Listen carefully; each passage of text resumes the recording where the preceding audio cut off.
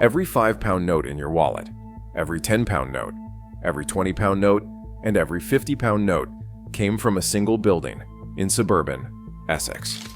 Debden Printing Works now produces Britain's sole supply of Bank of England currency, and that has been true ever since the only backup factory shut down in 2020. There is no second facility anywhere in the United Kingdom capable of printing sterling. 6 million banknotes roll off the production lines here every day. The total in circulation right now sits at 4.7 billion notes, worth £86 billion, and all of them trace back to one 240-meter production hall, with no domestic alternative if something goes wrong. The building exists because the Bank of England ran out of space in the early 1950s. Their cramped wartime printing facilities in London could not keep up with demand, so they chose a location along the newly extended Central Line that would allow direct underground access from the city.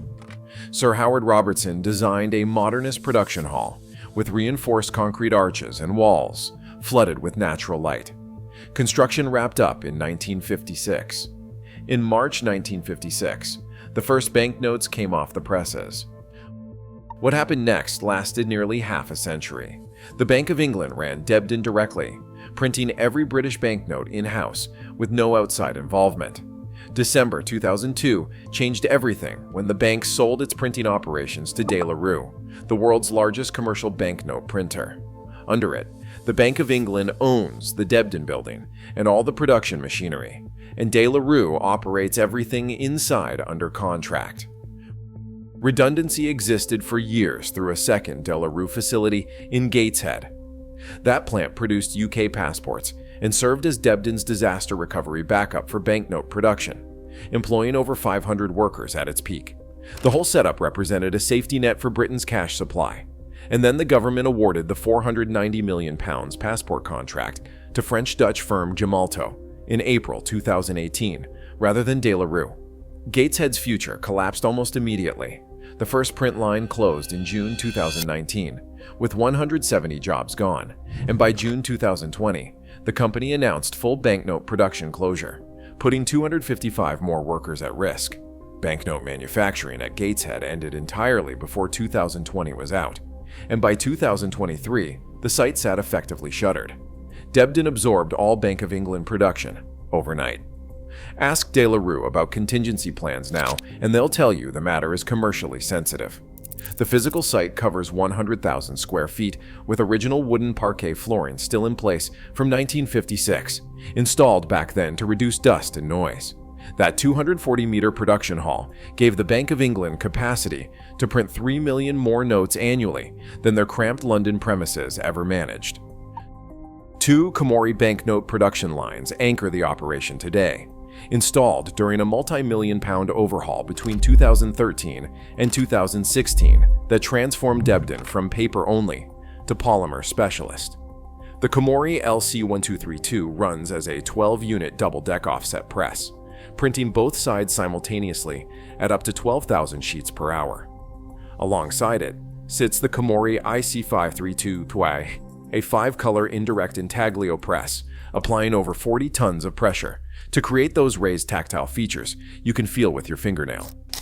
Numbering falls to the Komori RN332 Puem, with its integrated inspection cameras, and the Komori GL40cc handles varnishing to protect finished notes. 5 distinct printing stages turn polymer sheets into currency. Offset printing lays down multicolored background patterns and security designs onto substrates sourced from 2 suppliers. De La Rue's own Safeguard polymer manufactured at West Houghton near Bolton, and CCL Secure's Guardian substrate, produced in Wigton, Cumbria. German supplier Leonhard Kurz provides holographic foils heat applied over transparent windows, using kinegram colors technology that won Best Applied Security Product at the 2016 Holography Awards. The intaglio stage does something counterfeits cannot replicate well. It creates raised Bank of England lettering, portrait details with actual texture, and clustered dots that let visually impaired users identify denominations by touch. 2 dots mean £10, 3 dots mean 20, 4 dots mean 50. Numbering presses stamp unique serial numbers before varnishing seals everything. More than 200 separate tests run on each batch, and defective sheets get automatically shredded on site. That polymer waste becomes polypropylene pellets, repurposed for consumer products. Paper 5-pound notes used to wear out in roughly 10 months. Polymer versions last at least 5 years, and the Bank of England project's polymer 20-pound notes could circulate beyond 20 years, showing remarkable longevity.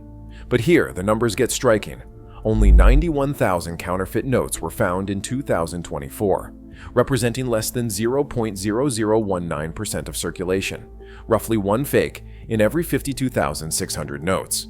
Paper notes generated over 1,000 counterfeits every month when they circulated. Polymer versions produce fewer than 5 per month. February 2025 statistics from the Bank of England break down exactly what is out there. 391 million 5-pound notes, worth £1.96 billion, 1.26 billion 10-pound notes, accounting for £12.58 billion in value. The 20-pound note dominates with 2.76 billion notes, worth £55.1 billion, and 325 million 50-pound notes add another £16.24 billion. Total circulation reaches 4.73 billion notes at £85.87 billion. The 2024 to 2025 period saw the Bank of England issue £4.96 billion worth of new notes, while destroying £917 million worth of worn currency. Every single replacement note originated at Debden.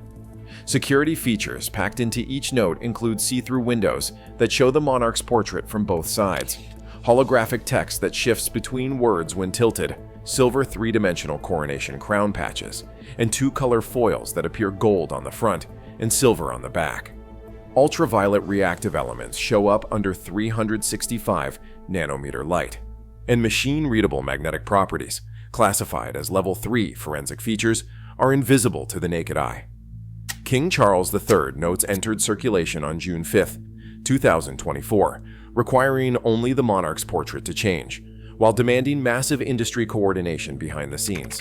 Sarah John, the Bank of England's chief cashier, put it plainly at the time when she said there was a lot to do, ensuring machines used up and down the country could accept the new banknotes.